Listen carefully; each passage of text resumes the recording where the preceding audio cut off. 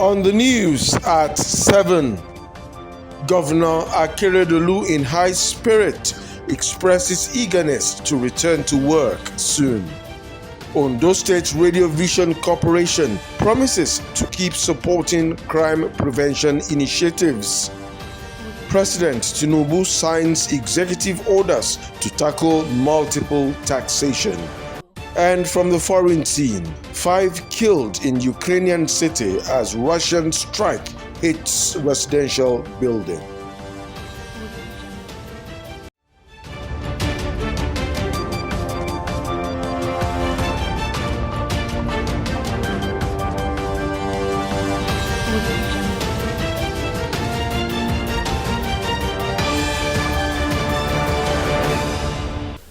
Good evening and welcome to the news at 7. I am Akinwumi Abodunde. Ondo State Governor Oluwarotimi Akeredolu has expressed gratitude to people of the state for their ceaseless prayers and messages of goodwill for his full recovery. In a statement, the governor said the unprecedented display of genuine affection and solidarity had been a soothing balm, sustaining the determination for him to continue his service to the people.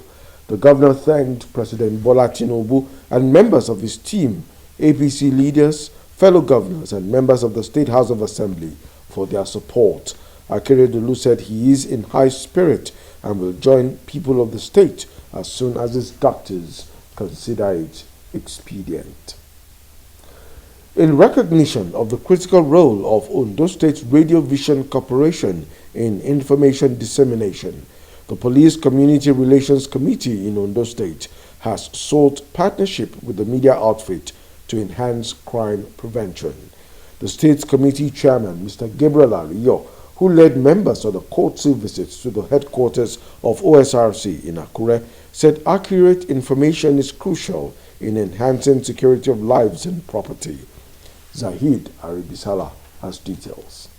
Ensuring internal security in Nigeria is the primary constitutional responsibility of the Nigeria Police Force, even though achieving this task is often complemented by other security agencies. Statistics show the present police-to-population ratio in Nigeria is about 1 police officer to 540 citizens, a situation largely described as inadequate. To enhance the capacity and operations of the force in tackling crime prompted the creation of the Police Community Relations Committee in 1984, a committee consisting of citizens who are ready for selfless service. The Ondo State Radio Vision Corporation, OSRC, played host to members of the state chapter of Police Community Relations Committee drawn from different council areas. The state chairman, PCRC, Mr. Gabriel Ariyo, said the visit is to seek the partnership of the OSRC Media Group in advancing crime prevention. What do we mean by community policing? That is to tell you that the community should be able to police their community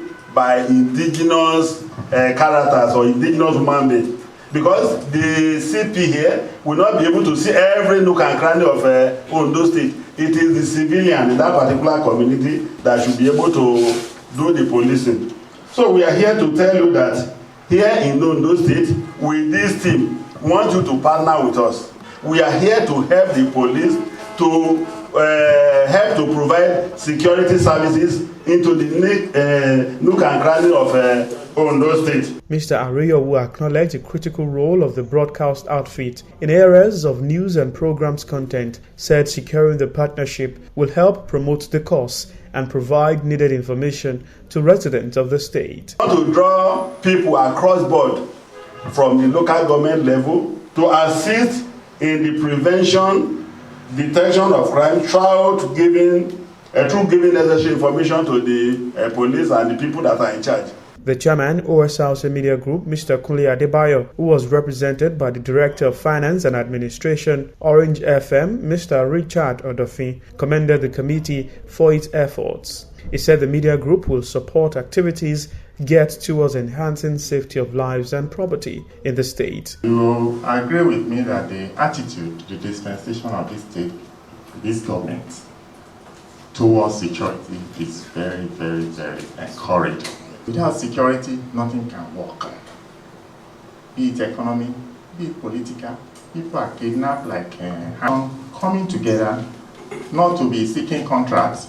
We are talking about security, security of life, security of property.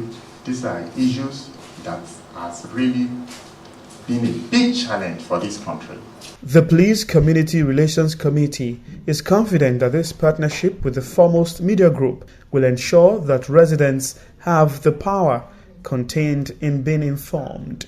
Sahid Aribisala, Osrc News.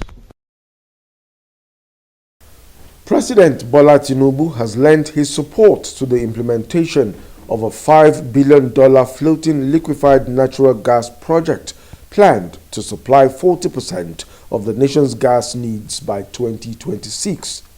Tinubu voiced his support for the project when he received a group of joint venture partners at the presidential villa in Abuja.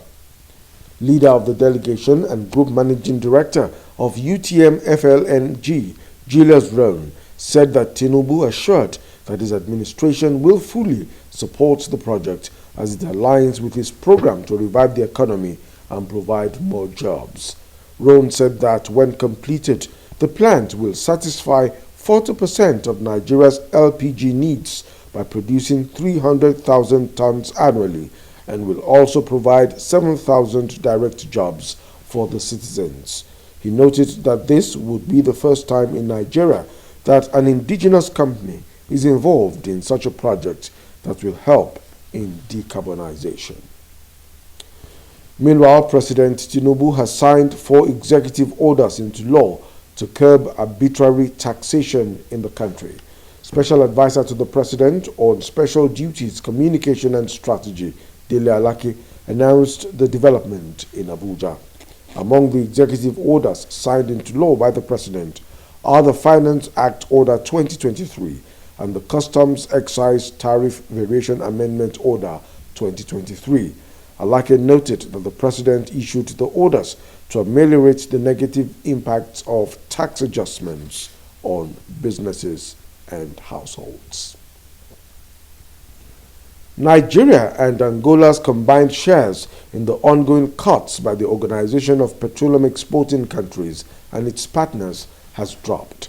According to production figures obtained from the organization, Saudi Arabia, UAE and Kuwait's shares of total OPEC production were over 10% higher than it was 15 years ago, while Nigeria and Angola's total shares during the same period shrunk by over 3% to below 9%. Nigeria's output fluctuated between 985,000 and 1.2 million barrels per day between the third quarter of last year and May this year. The report claims that Nigeria's capacity continues to be restricted by operational and security issues combined with low investment levels. The Energy Information Administration recently stated that Nigeria is no longer Africa's highest crude oil producer due to disruptions which were threatening its production outputs. Nigeria has been exempted from the list of 12 African countries set to receive the 18 million doses of the first ever malaria vaccine. Gavi, Vaccine Alliance, World Health Organization, and the United Nations Children's Fund disclosed this in a joint press statement. The Mosquirix vaccine, developed by British pharmaceutical giant GSK, has already been administered to more than 1.7 million children in Ghana, Kenya, and Malawi as part of a pilot program. In addition to the 3 test countries, which will continue to receive doses, 9 other countries will benefit from supplies. The first vaccines are expected to arrive on the continent in the last quarter of 2023 and be deployed early 2024. The Senate says it will probe the concession of Aminu Kano International Airport, Kano, and the Nnamdi Azikiwe International Airport, Abuja, saying the probe is necessary because the process of concessioning the airports was not done transparently. Senate's resolve to probe concessioning of the airports followed a motion by Senator Sumaila Kawu, who said from the combined examination of the Federal Airports Authority of Nigeria Act and the ICRC Procedures Manual, it is evident that the process was based on a faulty foundation. He argued that the Federal Ministry of Aviation does not own or run any airports in Nigeria. Rather, by the dictates of the Governing Act of FAN, ownership and management of all federal government airports are fully vested in FAN. The lawmaker expressed alarm that Nigeria is receiving a concession fee upfront of $1.5 million, while the total amount of money that the Kano airport is accruing to the government is $97.4 million. You're watching the news at 7 on OSRC television. The news continues shortly. Please stay with us.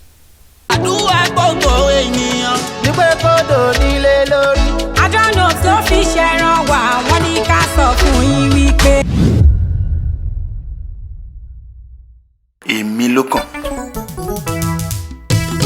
Adọ́tọ̀ ti gbélé àpòmọ̀dé. Èmi mà ní rẹ́kọ̀. Àjọ nílé nínú ọdún táwa yìí. Tí mara lè mọ́lẹ̀ nínú ọdún táwa yìí. Tí màá ṣe lé ńlá nínú ọdún táwa yìí. Nínú olórí rẹ̀ tó máa gbàgbọ́ ọdún. Tó máa di láńlọ́ọ̀dù tá a nílé lórí. Tó máa jàǹfààní 30% discount. Oh yes, it's your turn to become a landlord this Ilia season. Take advantage of the Adon Homes Super Salah promo and enjoy 30% discount on all estates. Get 2 big ramps and other exciting gift items when you subscribe.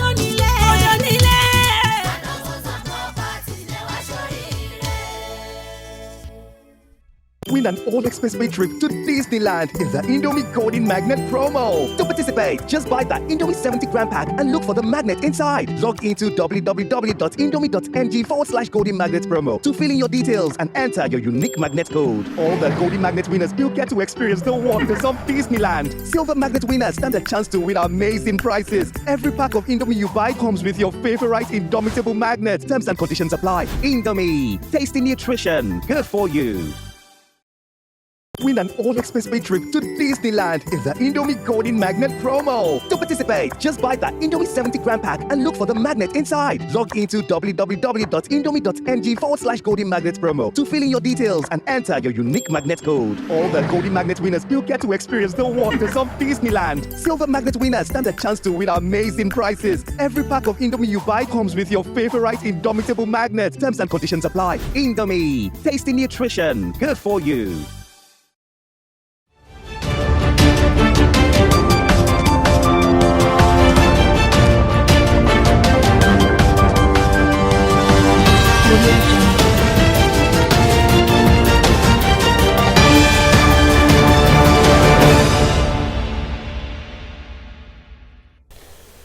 Thank you for staying with us on the news at 7. You can also watch us live on our website www.osrc.ng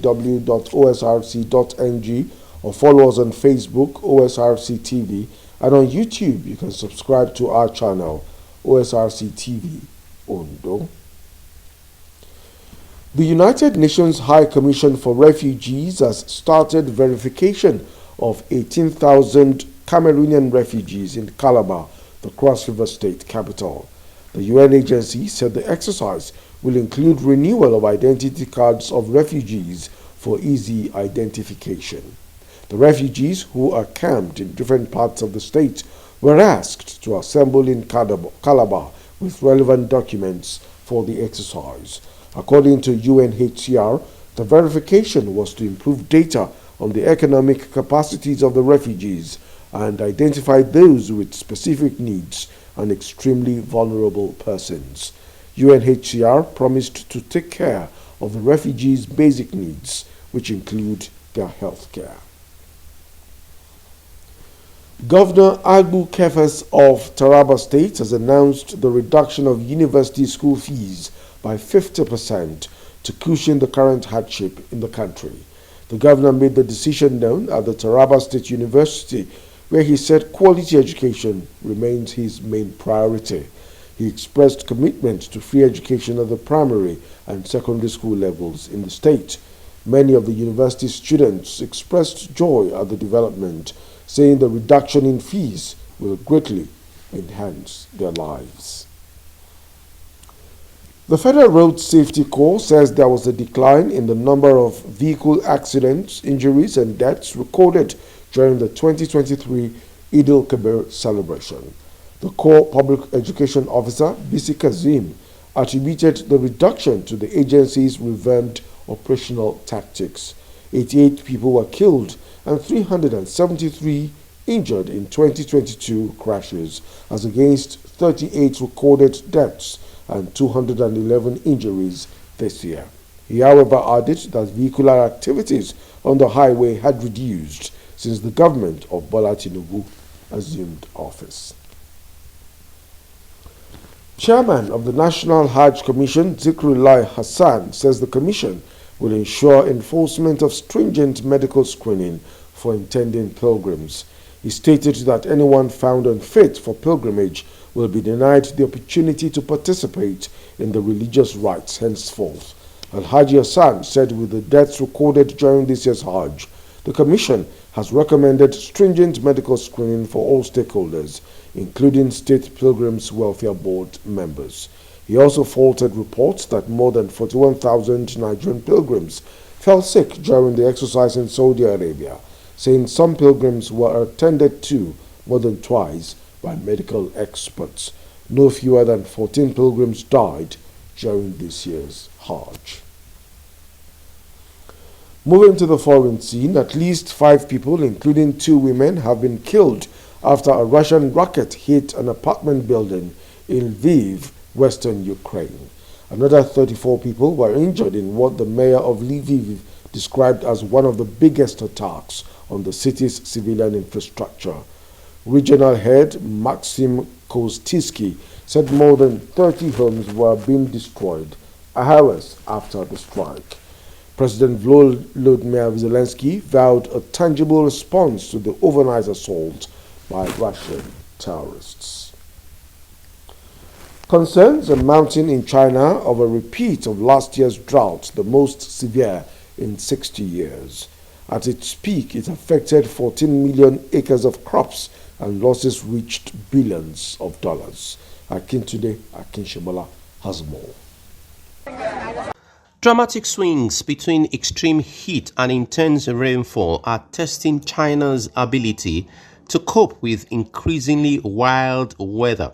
Officials warn China's large population and uneven water distribution make it especially vulnerable to climate change, and that despite the infrastructure it's building and policies it's rolling out to bolster climate resilience. It shows how worrying heat is. Concerns are mounting of a repeat of last year's drought, the most severe in 60 years. At its peak, it affected 14 million acres of crops and losses reached billions of dollars. In June, temperatures averaged 33 degrees Fahrenheit, higher than normal, and monitoring stations across China smashed records. Northern China has borne the brunt. Beijing logged more than 13 super hot days of 95 degrees Fahrenheit or above in June, the highest number since records began. In June, Eastern China conducted the first ever emergency drill to cope with major outages.